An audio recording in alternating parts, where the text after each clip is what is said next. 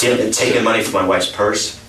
Okay, you started $20, $40, maybe more than that at a time. Maybe 3 or 4 months ago, there was $354 missing out of my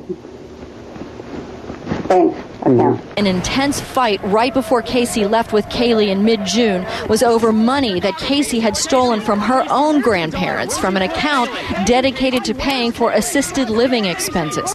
Tensions had been building over the theft. Did you tell Cindy what happened? Yeah, I told Cindy that. How did she take it? She didn't blame me. She was sorry. She upset?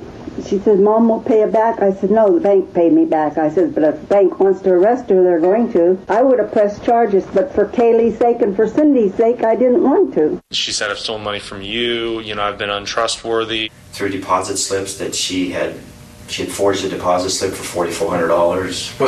With your mother's name on, or with her mother's name on it? Yeah, with our account. You also know and have an understanding that your daughter had taken money from your mother. Is that right? Correct. And when was that, and how much was that? I believe there was a $27 or $47 something one time and $200 and some one time. And that she actually took money from your grandmother, from your mother, her grandmother, by writing a bad check. Is that your understanding? Correct. Did Casey ever take money from you by using your credit cards without your permission? It's not relevant to this case. It's not. I'm not answering the question. Okay. Straight back out to Ellie Jostad, we also learned that based on cell phone pings, it appears that Tot Mom circled and circled and circled and finally dumped her car at the Amscott parking lot, a perfect spot, to my understanding, for it to get stolen. Well, we learned that investigators put together a map that shows, and if you mark the location where the Let's see the map. When you mark the location where the Anthony home is, you'll see that she travels south of her parents' house, then back up north, then over to the east, then she heads west, and then a little bit further north before she ends up at the Amscott. What is she doing, Mike Brooks? Who knows? But I tell you what, they've got such a good, solid case with this map. You look at that map, Nancy, it's all the cell towers.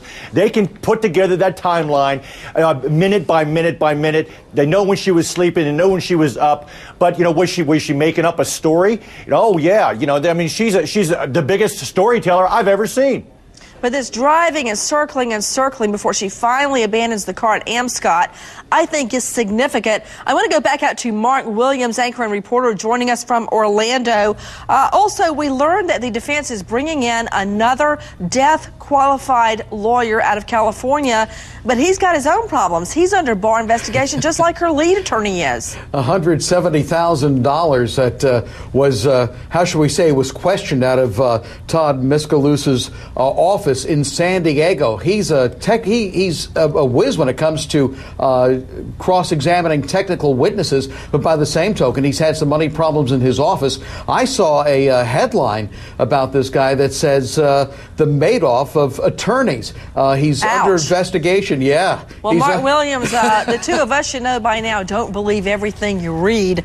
And very quickly, back to Nikki Pierce with WDBO. The for sale sign has come down at the spot where little Kelly's body was hidden. Has the area been sold? Is it going to be a park or a memorial park? Even Padilla offered to put up, I think, $50,000 to buy the area and turn it into a park.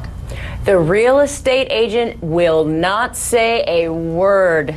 The real estate agent is saying, Mom, we know that the sale signs came down. We know that there was someone who's sympathetic to the Anthony family that was taking a look at that area, that was trying to buy it so they could make sure that a Kaylee memorial was not put there. But we don't know who bought it. We don't know what's happening right now, Nancy.